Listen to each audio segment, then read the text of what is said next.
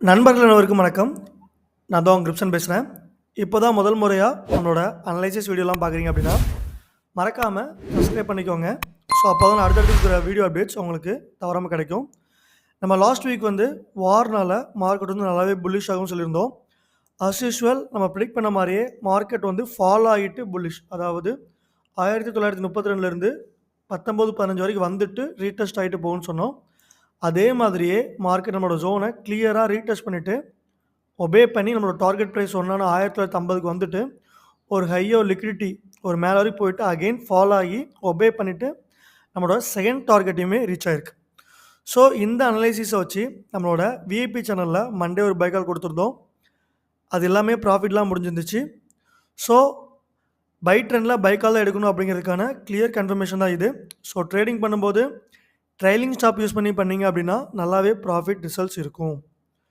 So இந்த மாதிரி உங்களுக்கு அப்டேட்ஸ் வேணும், ட்ரேடிங் சிக்னல்ஸ் வேணும் அப்படின்னா நம்மளோட விஐபி சேனல் மறக்காமல் ஜாயின் பண்ணிக்கோங்க. ஜஸ்ட் நம்ம ரெக்கமெண்ட் பண்ணுற ப்ரோக்கரேஜில் ஜாயின் பண்ணாலே போதும். சரி வாங்க, கோல்டு என்னவாகும் அப்படிங்கிறத டீட்டெயில்டு ப்ரொஜெக்ஷனாக இந்த வீடியோவில் பார்த்துடலாம். கோல்டு மார்க்கெட்டை பொறுத்தளவுக்கு நம்ம லாஸ்ட் வீக் ப்ரிடிக்ட் பண்ண மாதிரியே மார்க்கெட் மூவ்மெண்ட் ஆகிருக்கு. ஸோ இந்த வீக் என்ன ஆகும் அப்படிங்கிறத ஒரு ஷார்ட் ப்ரொஜெக்ஷனாக பார்த்துடலாம். பிகினிங்கில் டீட்டெயில்டு ப்ரொஜெக்ஷன் அப்படின்னு சொல்லியிருந்தேன். முதல்ல நம்மளோட ரெசிஸ்டன்ஸ் ஜோனை பார்த்தோம் அப்படின்னா 1990 லாஸ்ட் வீக்கே இந்த ஜோனை ரீச் பண்ணிவிட்டு மார்க்கெட் ஒரு ஃபால் ஆயிடுச்சு. இதையும் பிரேக் பண்ணி மார்க்கெட் மேலே போச்சு அப்படின்னா அடுத்தபடியாக இருக்கிறது ஆல் டைம் ஹையான 2064. ஸோ இது நம்மளோட ரெண்டாவது ரெசிஸ்டன்ஸ் ஜோன். ஸோ அதையுமே நம்ம கிளியராக இதை மென்ஷன் பண்ணிக்கலாம். மார்க்கெட் மேலே போகும் மட்டுமே நம்ம ட்ரேட் பண்ண முடியாது. At the same time market fall ஆச்சு அப்படின்னா நம்மளோட முதல் ரெசிஸ்டன்ஸ் ஜோன் 1950 1955. இது நம்மளோட லாஸ்ட் வீக்கில் நம்மளோட டார்கெட் ப்ரைஸ் 1 ப்ளஸ் நம்மளோட ரெசிஸ்டன்ஸ் ஜோனாக இருந்துச்சு. இதையும் பிரேக் பண்ணி மார்க்கெட் கீழே போச்சு அப்படின்னா அதுக்கு அடுத்தபடியாக இருக்கிறது 1930. அது நம்மளோட என்ட்ரி ப்ரைஸாக இருந்துச்சு லாஸ்ட் வீக். ஸோ அதையும் நம்ம கிளியராக மென்ஷன் பண்ணிக்கலாம். 1930 அப்படிங்கிறது நம்மளோட ரெண்டாவது சப்போர்ட் ஜோன். இப்போது மார்க்கெட் எந்த ட்ரெண்டில் இருக்குது அப்படிங்கிறத தெரிஞ்சுக்கணும். கிளியராக நம்ம லாஸ்ட் வீக் அனலைசிஸ் பண்ண மாதிரி ஒரு பேரலல் டவுன் ட்ரெண்டில் இருந்து கிளியராக அந்த ஜோனை பிரேக் பண்ணி மார்க்கெட் புல்லிஷ் ஆகி போயிருக்கு. இந்த இடத்துல பார்த்தோம் அப்படின்னா கிளியராக ஒரு பிரேக் கொடுத்து மார்க்கெட் புல்லிஷ் ஆகி போயிருக்கு.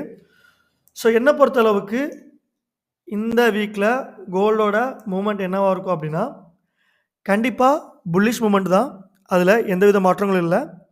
ஸோ புல்லிஷ் ஆகிறதுக்கு முன்னாடி லாஸ்ட் வீக் ஏன் புல்லிஷ் ஆச்சு அப்படிங்கிறத தெளிவாக அந்த இடத்துல பார்த்துடலாம். இந்த இடத்துல எலிப்ஸ் பார்க்கும்போது ஒரு ஃபேக்கான ஒரு பேரிஷ் ஸ்ப்ரிங் டாப் விழுந்து நிறைய பேரோட ஸ்டாப் லாஸ் ஹண்ட் பண்ணி ப்ராஃபிட்டை அள்ளிட்டு போயிட்டா மார்க்கெட். ஸோ அதை கிளியராக மென்ஷன் பண்ணியே ஆகணும். ஸோ சிங்கிள் கேண்டில்ஸ்டிக்ஸ் பேட்டர்ன் வச்சு ரொம்பவே கான்ஃபிடென்டபுளாக ட்ரேட் பண்ணுறது ரொம்ப ரிஸ்கி. ஸோ அதையும் நம்ம இதில் கிளியர் மென்ஷன் பண்ணிக்கலாம். Fake bearish spinning top, bearish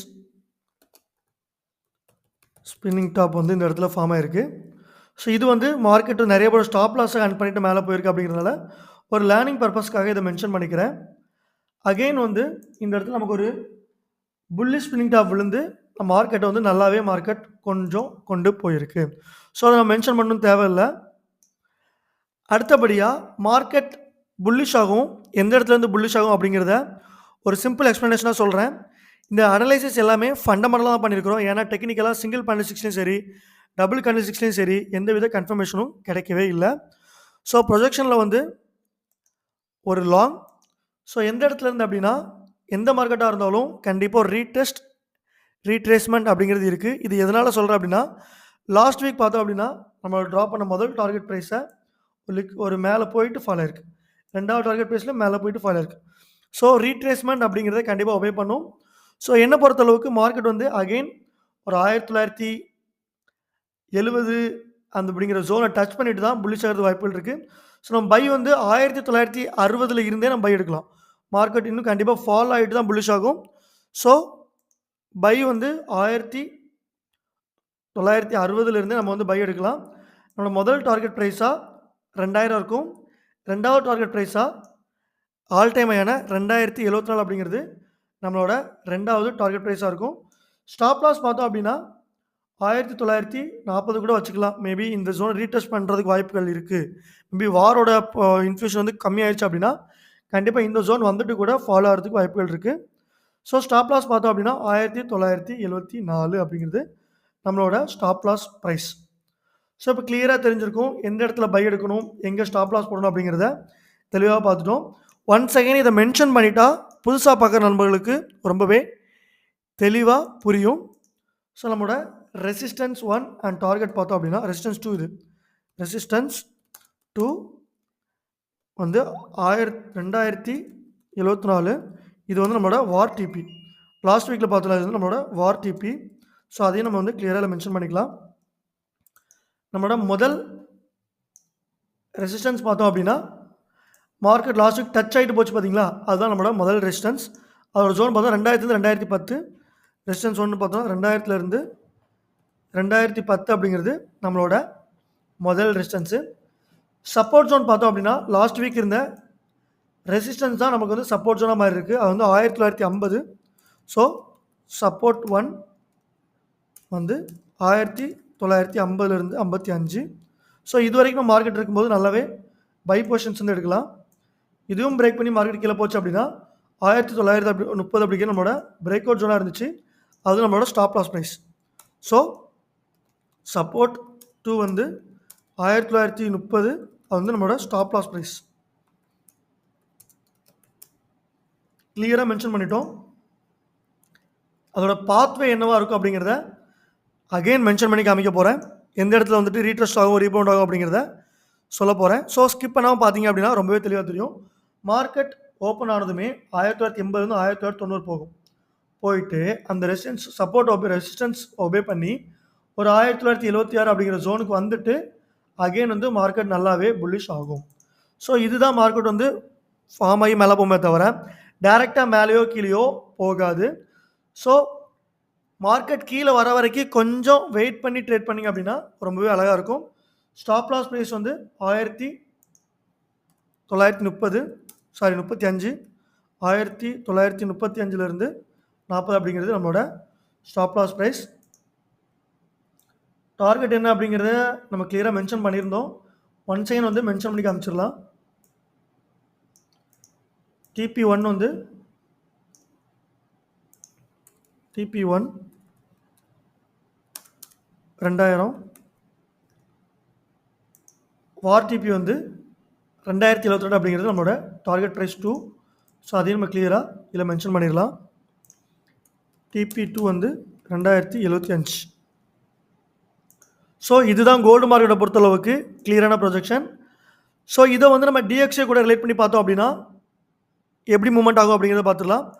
so DXY வந்து நம்ம லாஸ்ட் வீக் ட்ராப் பண்ண மாதிரியே கிளியராக நம்மளோட டார்கெட் ப்ரைஸ் நோக்கி போகிறதுக்கு பாசிபிளாக இருக்குது. எப்போ DXY வந்து இந்த ஜோன்லாம் டச் பண்ணி கீழே வருதோ கண்டிப்பாக கோல்டு வந்து 2000 2100 2150 கூட போகிறதுக்கு ரொம்பவே பாசிபிலிட்டிஸ் இருக்குது. ஏன் DXY ஃபாலோ ஆகும் அப்படின்னு சொல்கிறேன்னா இந்த இடத்துல பாருங்கள் 2 பேரிஸ் ஸ்பின்னிங் டாப் விழுந்திருக்கு. ஸோ கண்டிப்பாக மார்க்கெட் வந்து ஃபாலோ ஆகிறது தான் வாய்ப்புகள் இருக்குது. எப்போ DXY வந்து 104 அப்படிங்கிற ஜோனுக்கு போதோ அப்போ கோல்டு வந்து 2050 2070 அப்படிங்கிறது போயிடும். மார்க்கெட் வந்து இன்னுமே ஹியூஜாக புல்லிஷ் ஆகிறதுக்கு வாய்ப்புகள் இருக்குது. இஸ்ரேல் பாலஸ்தீன் வாரை பற்றி கொஞ்சம் பார்த்துடலாம். இஸ்ரேல் பாலஸ்தீன் வார் வந்து ரொம்பவே பயங்கரமாக போயிட்டுருக்கு. மினிட் டு மினிட் வந்து நிறைய சாவுகள் நடக்குது. ரேண்டமாக நிறையா வந்து எப்படி சொல்கிறது குண்டு அப்புறம் வந்து ராக்கெட் மிசைல் எல்லாமே லான்ச் பண்ணிகிட்டு இருக்காங்க. ஸோ வார் வந்து முடிகிறதுக்கான சாத்தியக்கூறுகளே இல்லாத மாதிரி இருக்குது. ஏன்னா ஒரு கண்ட்ரியும் ஒருத்தருக்கு சப்போர்ட் பண்ணிவிட்டு ரொம்பவே பெரிய இஷ்யூவாக இது போயிட்டுருக்கு. ஸோ கோல்டு வந்து நல்லாவே புல்லிஷ் ஆகும். ஸோ கவனமாக ட்ரேட் பண்ணுங்கள், ப்ராப்பரான ஸ்டாப் லாஸ் யூஸ் பண்ணுங்கள், டார்கெட் ப்ரைஸ் யூஸ் பண்ணுங்கள். அண்ட் இன்னொரு விஷயம் என்ன அப்படின்னா ஃபாரெக்ஸ் ஃபைட்டில் பார்த்தோம் அப்படின்னா டிஃபால்ட்டாகவே நம்ம நியூஸஸ்லாம் இருக்கும். என்ன தான் நமக்கு நியூஸஸ் இருந்தாலும் மார்க்கெட் வந்து ஃபுல் அண்ட் ஃபுல் வந்து நம்மளோட வாரை பேஸ் பண்ணி தான் மூவ்மெண்ட் ஆகும். ஸோ கவனமாக ட்ரேட் பண்ணுங்கள், பேஜுவாக என் பண்ணலாம். ஸோ இந்த மாதிரி அடுத்த ஒரு வீடியோவில் உங்களை சந்திக்கும் வரை உங்களிடமிருந்து விடைபெறுவது உங்கள் கிரிப்சன். நன்றி, வணக்கம்.